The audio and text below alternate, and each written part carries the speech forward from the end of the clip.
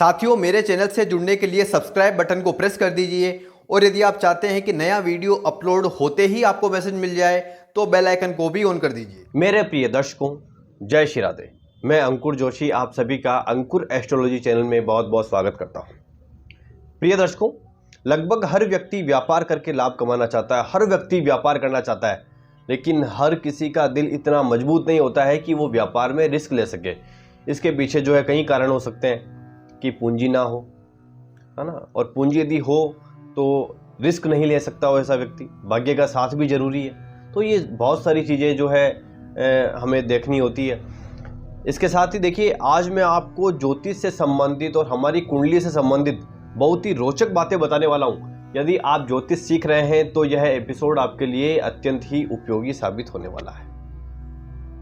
मेरे प्रिय दर्शकों, यदि आप बिल्कुल आसान भाषा में ज्योतिष सीखने का बैच ज्वाइन करना चाहते हैं तो हमारे बैच भी चलते रहते हैं, जिसकी फीस भी जो है सामान्य ही रखी गई है। जानकारी के लिए जो है आप स्क्रीन पर दिए गए नंबर पर व्हाट्सएप करके जानकारी प्राप्त कर सकते हैं। यदि आप निःशुल्क ज्योतिष सीखना चाहते हैं तो मेरे इस चैनल जो है प्लेलिस्ट में आप जाएं, वहां पार्ट फर्स्ट से ही आप एपिसोड देखें। बहुत ही सरल भाषा में और निश्चित ही आपको बहुत अच्छे तरीके से समझ आएंगे।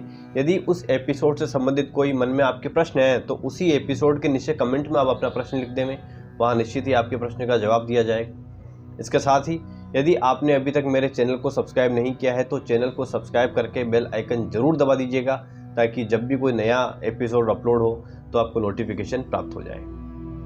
मेरे प्रिय दर्शकों, देखिए, चंद्रमा जन्म कुंडली में चंद्रमा यदि छठे भाव में हो, आठवें भाव में हो या 12वें भाव में हो तो ऐसा व्यक्ति जो है रिस्क लेना ही नहीं चाहता है। यदि वो रिस्क लेने की सोचेगा तो उसके दिमाग में पहले ये आएगा कि कहीं घाटा तो नहीं हो जाएगा, व्यापार शुरू कर रहा हूँ, कहीं पैसे डूब तो नहीं जाएंगे।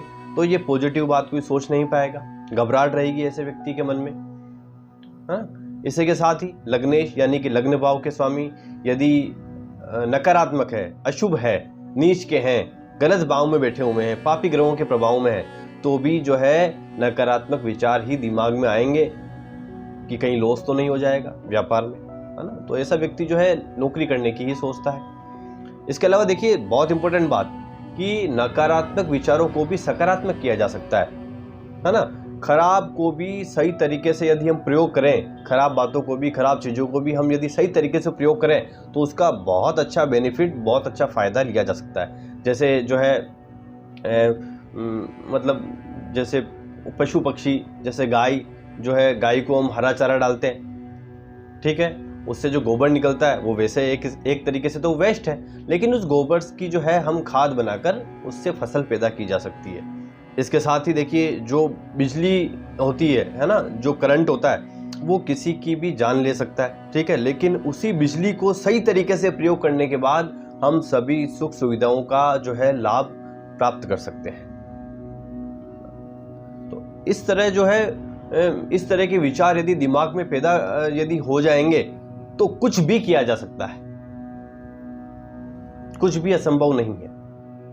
प्रिय दर्शकों, देखिए, नौकरी करवाना और नौकरी करना ये दो अलग अलग बातें हैं। इसलिए देखिए, जन्म कुंडली में यदि शनिदेव नीच के हैं तो नौकरी व्यक्ति करेगा, और शनिदेव यदि उच्च के हैं तो ऐसा व्यक्ति नौकरों से काम करवाएगा। कुल मिलाकर जन्म कुंडली में शनि की स्थिति बहुत कुछ यह तय करेगी कि हम जीवन में नौकरी करेंगे या नौकरी करवाएंगे। इसके साथ ही छठे भाव और उसके स्वामी की स्थिति भी देख लेना अत्यंत ही आवश्यक है। जैसे शनि नौकरी के मालिक है और शनि वृष राशि के यदि है, और वृष राशि जो है धन राशि है और भौतिक संसाधनों की राशि है। वृष राशि से अपनी खुद की पारिवारिक स्थिति का पता किया जाता है। वृष राशि में शनि नीचता के करीब होगा, है ना, यानी कि मेष राशि के करीब जो है वृष राशि आती है, लेकिन उच्चता की तरफ बढ़ता हुआ होगा।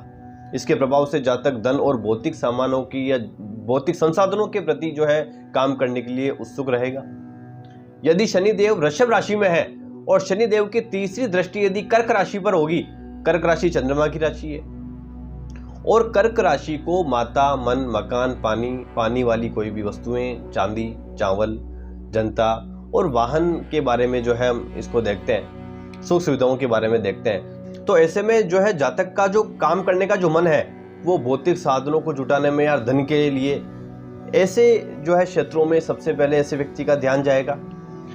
इसी तरह यदि वृषभ राशि में शनिदेव है तो उनकी 7वीं दृष्टि जो है वृश्चिक राशि पर होगी, तो यह भी जल तत्व की राशि है और इनका स्वामी भी जो है मंगल देव है।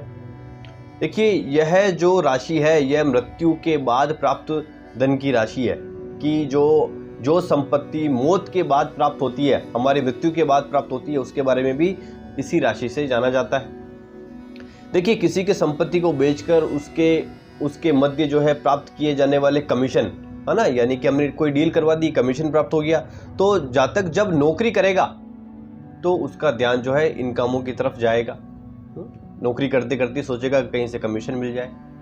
इसके बाद देखिए शनि का असर जो है 10वें स्थान में जाएगा। देखिए वृषभ राशि से 10वीं राशि जो है कुंभ राशि है, इसका मालिक जो है शनिदेव होते हैं। कुंभ राशि को मित्रों की राशि और बड़े भाइयों की राशि माना जाता है।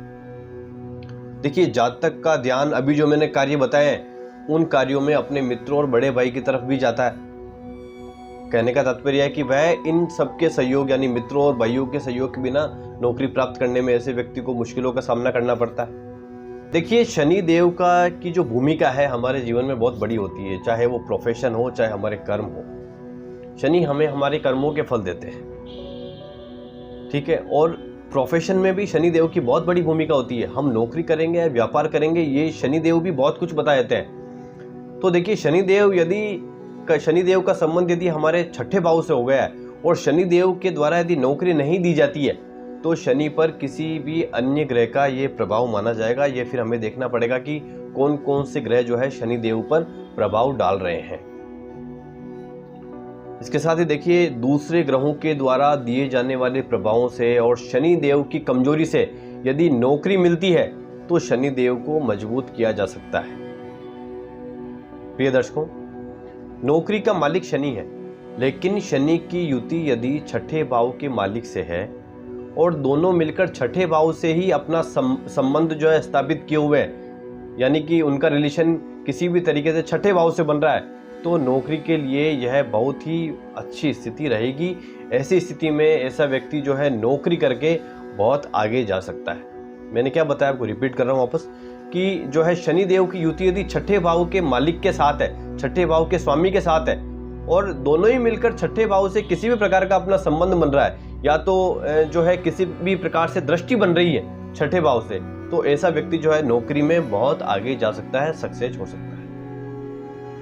प्रिय दर्शकों, यदि किसी भी प्रकार से 6ठे भाव का स्वामी यदि क्रूर ग्रह से युति किए हुए हो, या राहु केतु के साथ हो, या किसी भी प्रकार से अशुभ ग्रह के साथ गलत जगह बैठे हुए हो, ठीक है, या नौकरी के भाव का मालिक यानी कि 6ठे भाव का मालिक का संबंध जो है धन भाव या लाभ स्थान से नहीं बन रहा हो, तो नौकरी के लिए जो है थोड़ी परेशानी वाला वो समय रहेगा, अच्छा नहीं रहेगा।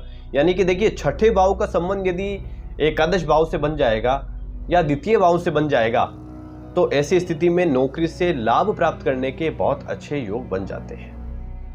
देखिए सबसे महत्वपूर्ण बात कि 6ठे भाव से हम जॉब को देखते हैं, हम नौकरी को देखते हैं, तो लाभ के लिए क्या देखेंगे, नौकरी से लाभ हम कहां से देखेंगे। प्रिय दर्शकों, नौकरी से मिलने वाले लाभ का घर 4था भाव है, यानी कि 6ठे भाव से जब आप 11वां भाव गिनेंगे तो वह 4th भाव आएगा। तो एकादश भाव तो लाभ स्थान होता है, मैं आपको कई बार पहले बता चुका हूं। तो नौकरी से लाभ प्राप्त करने के लिए हम 4थे भाव को देखेंगे, है ना। जन्म कुंडली का एकादश भाव से हम लाभ देखते हैं, लेकिन जब हमें नौकरी से लाभ देखना होगा तो 6ठे भाव से हम 11वां भाव गिन लेंगे। तो 6ठे भाव से जब 11वां भाव गिनेंगे तो वो जन्म कुंडली का जो है 4th भाव आएगा। अब देखिए 4थे भाव के कारकों को भी समझना बहुत जरूरी है।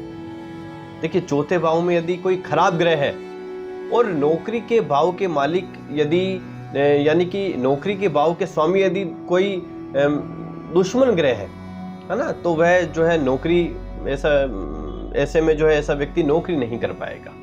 यानी कि शत्रु ग्रह हो, यानी कि 4थे भाव का स्वामी यदि खराब हो, है ना, और 6ठे भाव का स्वामी यदि 4थे भाव के स्वामी का यदि दुश्मन और शत्रु हो तो ऐसे में जो है नौकरी में समस्याएं आती है। या चौथे भाव में कोई जो है शत्रु ग्रह भी बैठा होगा जो कि छठे भाव के स्वामी का शत्रु ग्रह, तो भी नौकरी करने में परेशानी आती है। देखिए, इसके लिए जो है चौथे भाव का उपाय करना अत्यंत ही आवश्यक हो जाता है। यदि चौथे भाव का यदि हम उपाय कर लेंगे तो नौकरी से लाभ प्राप्त हो जाएगा। सिंपल है, बहुत आसान। चलिए आगे हम और जो है समझते रहेंगे। आप मुझसे जुड़े रहें और चैनल को सब्सक्राइब करके बेल आइकन दबाना ना भूलें। मिलते हैं अगले एपिसोड में कुछ इसी तरह रोचक विषय लेकर। जय श्री राधे।